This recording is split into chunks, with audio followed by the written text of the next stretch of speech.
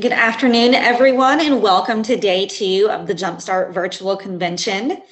We are so grateful that you have joined us in this session on Jobs Don't Have Genders, Non-Traditional Participation in Career and Technical Education with Ivy Alford from SREB. So we're so grateful you're able to join us. Thank you. As a reminder for today, we are being streamed live on YouTube. So if you need to share this presentation with someone, it will be available there on our Louisiana Believes channel. Also, if you have any questions today, feel free to put them in the chat and we will have a moderated question and answer session at the end. So Ivy, I'm going to turn it over to you. And thank you so much for sharing your expertise with us. Thank you, Meredith, and thanks to everyone for joining us this afternoon. It's nice to be home. I am a Louisiana girl, and I have the opportunity to work with the Southern Regional Education Board and have recently been named the Director of Education and Workforce Alignment. So when you think about that title, it just simply means making better connections between our K-12, post-secondary, and workforce agencies so that we have better outcomes for students. So I'm super excited to have this conversation with you all today and share a variety of resources. So when we think about this session overview, this was what was printed in the conference outline. We are really going to discuss the barriers and best practices that we need to consider when we're recruiting non-traditional students and employees into our programs and ultimately helping them gain employment in the workforce. So with that, I want to encourage you to really connect back to the theme of the conference.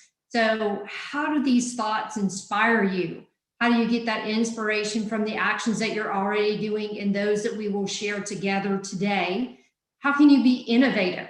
So what are some things that maybe you haven't thought of yet, or maybe you haven't optimized when it comes to non-traditional exposure, recruitment, support, and then of course, transition? And then lastly, how do you really determine your impact? So at the end of the day, how are you going to draw back and think about how your efforts for non-trad have made an impact for your students, but ultimately for the economy of your communities? When we think about non-traditional, this is the language and definition from Perkins 4. So as you're thinking through that, non-traditional is one of the 9 special populations categories from Perkins 5.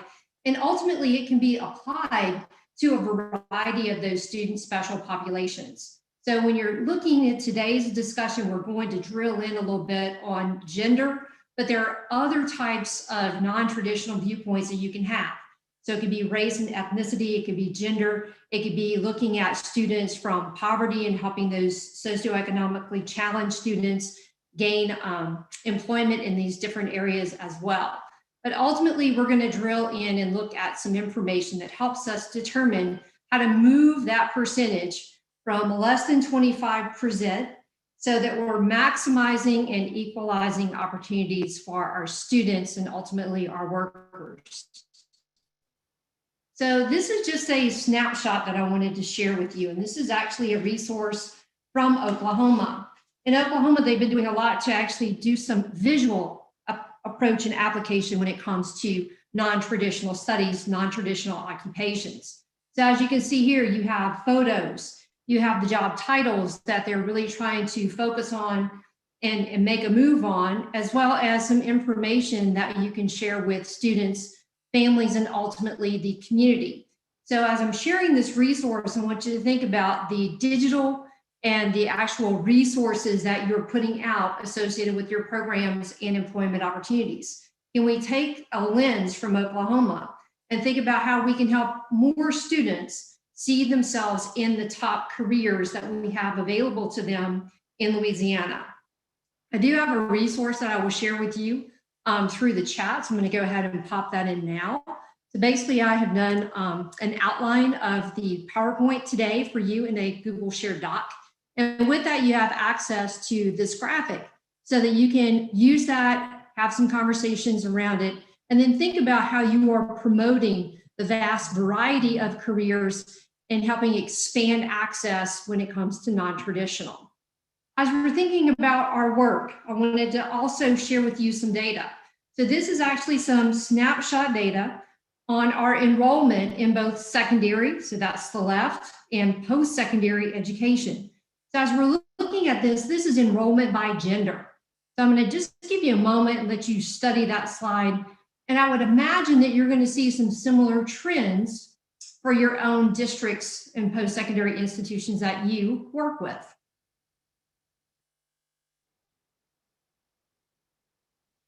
As we're looking at this information, I definitely see some areas that should be some priorities for us: architecture, manufacturing, transportation. As we're looking those student groups, when we're looking at non-traditional, we're seeing limitations when it comes to females entering into those fields. But we're also need to look at the other side of that coin. What are the limitations and the enrollment numbers when it comes to our male students as well? In your resource outline, I also provided a link to the Perkins Collaborative Resource Network non-traditional crosswalk. That actually takes this information and breaks it down even further into occupations by occupation code. So you can drill deeper and start to think about the current landscape. What is your current benchmark that we're trying to improve upon when we're looking at non-traditional enrollment in programs, completion, and transition to the workforce? As we're really moving through the session today, I wanted to take some time and make sure that we have a full understanding of those barriers. So as we're getting started here, I actually wanted to engage you all in thinking about those barriers. What do you face? What have you seen? So we're about to open up a poll. I'm going to use poll everywhere today. So I'm going to swap over to my browser and I'm going to activate that poll. I'm just going to ask you to respond. So give me some information there. Think about some of those different barriers that you are encountering when it comes to the recruitment and employment of non-traditional workers.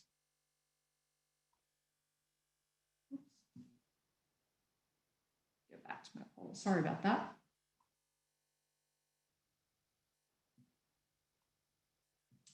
A little technical difficulty, sorry.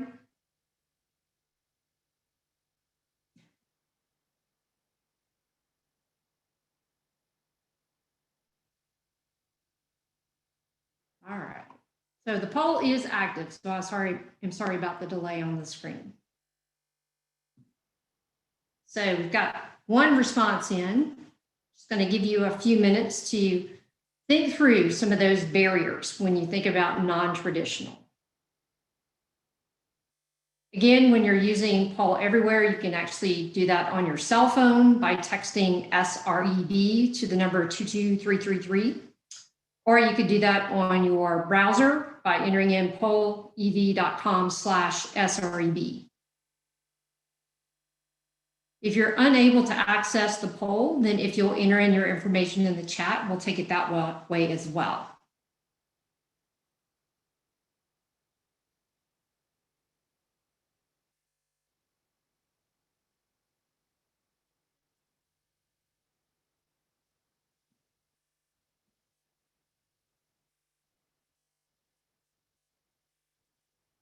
So far, we're having access, we're having the stigma.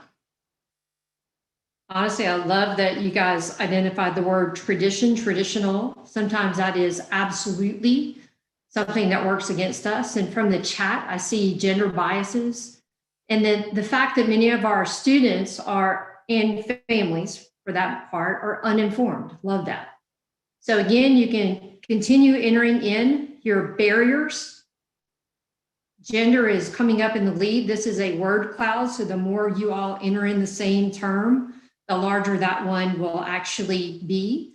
So it looks like lack of interest is coming in, that notion of being uninformed, the biases are coming in. And I know that there are many gender concerns that come through as well. I'm going to give you guys a few more seconds, so probably 30 seconds to get your thoughts in and share the barriers that you have encountered.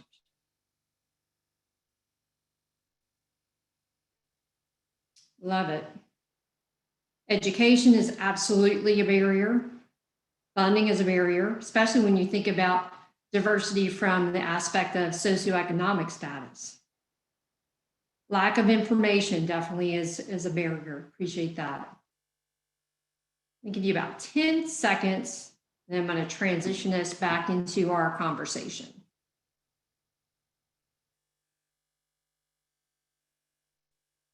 And you can keep entering in those barriers. So I'm going to leave the poll up and active. And we will actually use this 2 more times today. So I wanted to be able to capture information from you all and have an opportunity for you to share with each other, and also have a related artifact for you to go back and reference later. So I will actually upload this to that handout, that shared document, so you have access to it in the future. So you guys can keep entering those in, and I'm going to go back and swap us over to the presentation. Now, when we think about the barriers, typically those barriers can be divided into 2 common categories. So we're going to take these categories and really try to better understand them, because if we fully understand those barriers, then we can actually select more specific strategic strategies and actions to overcome them. So when we think about the biggest part of this, the why we need to focus on the barriers and related actions, is because these barriers that limit or prevent students from entering into non-traditional occupations actually limits their success. So it limits their access to high-paying jobs, and it actually expands the opportunity gap that already exists. So how can we think through these different barriers, these 2 common categories, and come up with better solutions so we can narrow that opportunity gap? So as we're digging into these, I really wanted to take them one at a time. And many of you have already identified the foundation of these 2 classifications. So the first one there is really the workplace and career-related barriers. So as you think about that, that could be the climate of the workplace, the climate of the classroom that's not inviting to girls and or boys, depending on what that occupation is. So as we're thinking about that, how do we actually start to have conversations about that climate, about student activities and experiences that they've had around those different careers? The biggest piece of this one is really that stereotype threat. So those different biases that we have about who can or cannot do that job. So when I draw back and I think about the limitations of the jobs, especially for females, we're seeing that as a huge gap within STEM field. So when I think through the top jobs where we do not see female representation, would be construction managers, supervisors of constructions and mechanics, as well as power line installers, and those that are actually starting to support wind and clean energy efforts. So as we're thinking about some of these stereotypes and then those experiences, how do we create a new set of experiences that will help us overcome that? The second type of barrier that our kids are encountering is actually around the academic area. And ultimately, when you boil it down, it is an overall lack of academic self-efficacy. So with that, the studies are showing that girls actually lose interest and confidence in math and science in middle school. So if we already know that that is a barrier that's going to limit them, especially within careers in the STEM field, how can we plan strategically with that? So another barrier that we need to consider is actually the access to and participation in STEM-related activities and education. So when I think about this barrier and the impact that it has on those non-traditional occupations, that's why we're seeing the limited number of girls in computer network architect positions, civil and mechanical engineering positions, and computer systems administrator positions. And it all goes back to that weak confidence when it comes to math, science, and that overall academic efficacy. So I wanted to kind of frame up those 2 areas. And then as you think about your experience, you probably have encountered both. So as we're now moving into best practices and strategies, I want you to think through what's worked for you. So with this, I'm going to swap us back over to our poll everywhere. And I want to make sure that you have an opportunity to share what works. So what has your district tried when you're thinking about strategies, actions, programs that you put into place that would help overcome some of the stigma and those biases that we have when it comes to non-traditional. So enter in 1 or 2 different strategies. Let's use this as an opportunity to share with each other. Again, if you're having any type of challenge with the poll everywhere, go ahead and add that into the chat, and I will make sure that we capture your input. So one strategy, hire non-traditional teachers. Absolutely. Diversify the courses. Love that.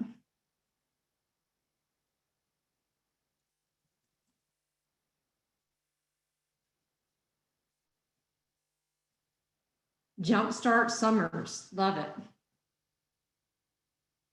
Targeted minority teacher recruitment. Absolutely. Women in STEM. Love it. Keep them coming. These are going to roll through, but on our last, when I close out the poll, I'll be able to actually do a PDF of all your responses. Non-traditional mentors. Love it. Internships. Get those students a taste and a flavor of that occupation, that career. Women only welding, so the gender classes may be of support. I've seen that too. Love it, love it.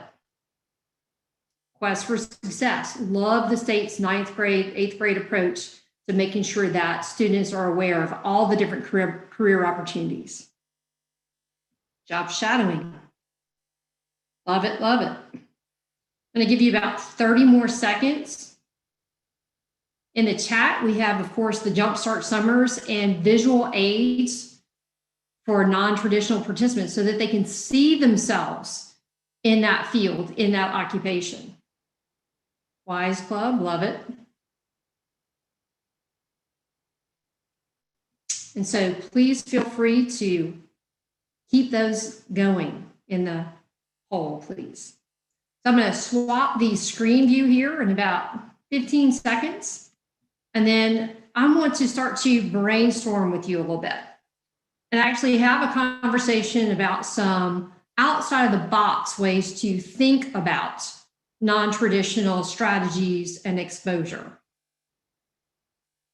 So you remember, you can still enter in information. So the poll is active. You can still enter in things. So as we're talking about different strategies and it sparks a reminder for you that you've already done something similar to that, go ahead and add it either in the chat or you can add it in our poll so that we have a record of all your great ideas that we can share with each other. So when I thought through the process today, and I've done my research on non-traditional obstacles and strategies, you can really group them into 3 priority areas. And so what we're going to do now is really take those priority areas one at a time and dig into a few examples and best practices of how to overcome our challenges that we see, those barriers for non-traditional participation. So as we get started with this, though, I really want you to think about this as a process. So the literature tells us that the process of helping students see a career that they can actually attain requires multiple experiences. So when I think about that and I see the quote that's on the slide, it makes me think about the process of making a candle. So whenever you look at my visual here, that is a long process with multiple dips to have the perfect candle. And so when we think through our students and their understanding overall of careers, it's not just a one-time event. It's not just a high school event. So how can we really start thinking about those student experiences over time where we're changing those perceptions, we're changing that bias, and we're actually helping students see the occupations that they can attain. So when we're thinking about this, I want you to draw back for just a moment. And I want you to think about your system. So again, we're not just looking at high school, we're looking at a system. What are we doing in K-5 to help build awareness to the top occupations in your region? How are we helping them in middle school explore those occupations more and really start to understand the trainings and certifications that are needed? And then, of course, in high school, how are we helping them launch? That's where your work-based learning comes in. That's where those internships, those mentors really come in, because we're trying to narrow that focus and help students start on that career path. So as we're talking through this process, I want you guys to think about this development system and hopefully go back to this slide set and make some notes on it so you can think about strategic activities so that we're really looking at over time helping kids see themselves in those occupations. So one of the things that I really want us to talk through is that idea of early exposure. Many of you identified in your strategies intentional selection of guest speakers, mentors, absolutely. I'm also going to push you a little bit to think about intentional selection of where we take our elementary students when it comes to field trips. I'm going to pause a moment for my interpreters to swap. So also when you're thinking about this early exposure, it's really trying to showcase not only a place, but helping our kids see the occupation and see someone who looks like them holding that occupation. Another strategy that I've seen is actually having the creation of project-based learning units that would actually showcase an occupation, a career, and really help students try on the hat of that career. So giving them a job title, letting them see some of that exposure, maybe in middle school, maybe in upper elementary, where they can start to actually speak the language and think about occupations and careers. And then, of course, really drawing back and thinking about the intentional design of career fairs. So as we're going through, I want to give you guys some examples around each one of these early exposure strategies. So first off, when I think about traditional exposure, we're always going to have guest speakers. So how can we work with those guest speakers and those business and industry representatives when they come in to make sure we're showing a diverse set of workers that are in that field? So not only taking our firefighter, but thinking about how we have female firefighters come to the scene as well as the male. Also thinking about if you're already overcome that barrier, you may want to look at some race and ethnic diversity as well. This next picture is thinking about field trips. So in many cases, we have the students go on a field trip, but we don't talk to them about the careers associated with that industry. So when I think about the zoo now, I think about all of the different science positions, biology positions, the actual construction of those environments. So how can we start actually navigating that so the students can see the jobs that are associated with that field? And again, working in your collaboration, try to expand those actual individuals that they see. This is another aspect that I wanted you to kind of think through. So this is an example. This is actually from Starkville High School in Mississippi. They just started doing a career academy approach. And so one of the positives about having a career academy approach is it actually gives you a framework to work with elementary and middle school leaders to help them better understand the training opportunities at the high school and any related tech center, but also to help them start thinking through and using this as a filter when they're selecting those guest speakers, when they're selecting those different field trip or virtual tours that they're taking with kids. And so just wanted to kind of throw that out there, that organization is the key. So many of you have a similar approach. You have great program resources. So how do we get those program resources to the lower grades for that exposure while using those occupational titles with it? So one such high school that I work with in Oklahoma, this district actually opened up what is called a STEAM center. So it was their Center for Science, Technology, Energy, Engineering, Arts, and Math. So when you think through this, different rooms of this center were actually focused on exposing students to different career aspects that align to the high school program. So they started this off with an elementary rotation, then the students from middle school would weave in as well. So as you're seeing here, the kids are working with different kits and units. They're doing some engineering design. They're getting their hands on the equipment, and they're thinking about how they're going to use that in a career. The neat thing about this situation is that the high school students who are associated with these programs actually design the activities for the elementary and the middle school with their teacher, so that there was some buy-in, and then those actual high school students, as you can see on the slide before, are there to help out these students so that they can be seen as role models progressing through that different set of works. A similar school that I work with doesn't have the luxury of having a building, but they have a trailer with kits. So they use that trailer and set of mobile kits to go out and again, launch, explore, expose students to the different careers that they have opportunities to be engaged with. This is an example of a Fab Lab approach. So again, it's really looking at having more students engaged with making. So this is basically a maker space where kids are actually using technology, using the 3D printer, doing the programming, getting their hands dirty when it comes to those STEM fields. As I suggested, you can also partner with your elementary and middle schools to create PBL units.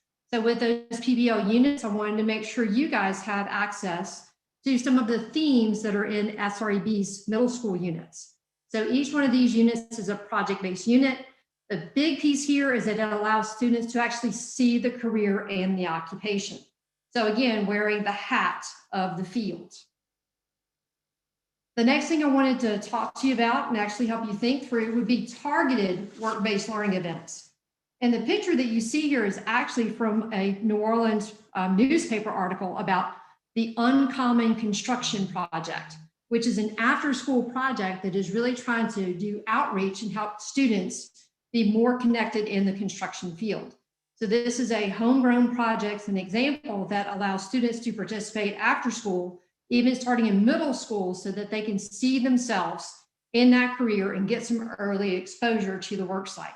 So when we're thinking about those work-based learning events, it's really important that you do meaningful pairing and that you create very specific activities for these students, especially non-traditional, so that everyone that's involved understands the benefit and what you're trying to achieve.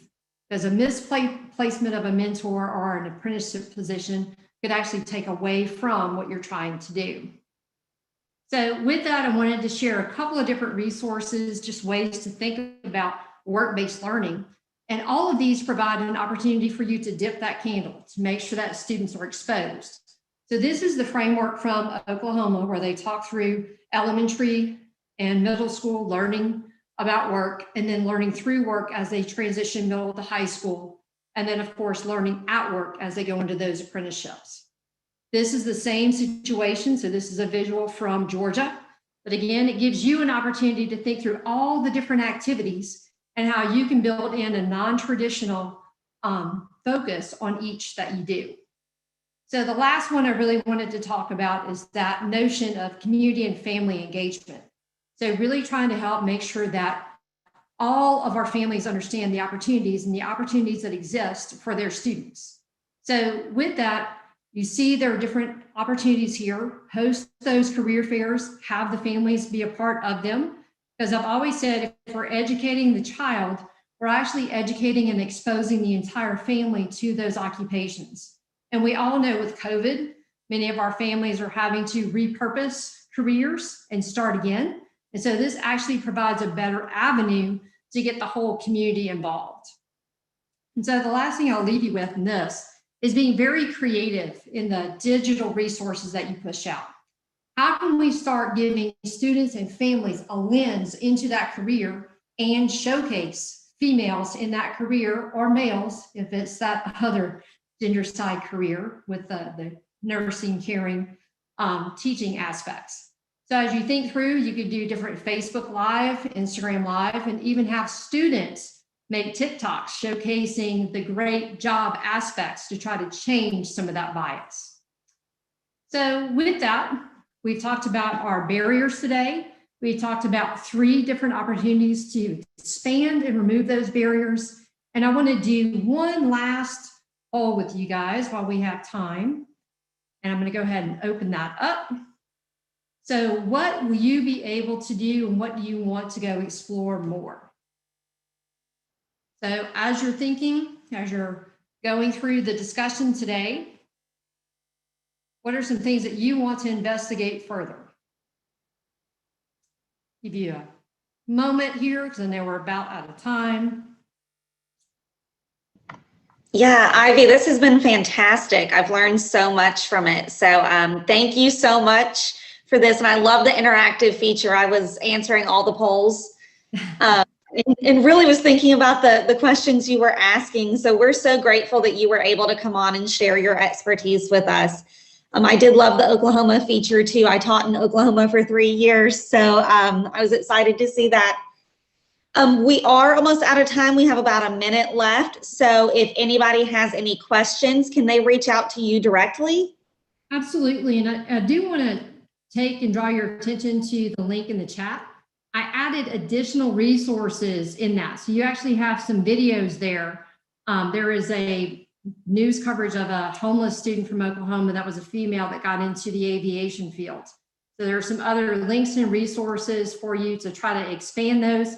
And then if you have different resources to share with me that I was unaware of, please email me those. So my email address is at the top of that, and you have access to the slides and everything that we talked about today. All right, well, thank you so much. We are at the end of our time, so if anybody has any questions, they can just reach out directly to you. And we will be sharing a copy of your presentation on our Jumpstart website. So we will give everyone the opportunity to sign off and get into their next session. And we'd like to thank you for your participation today. Thanks, guys. Thanks.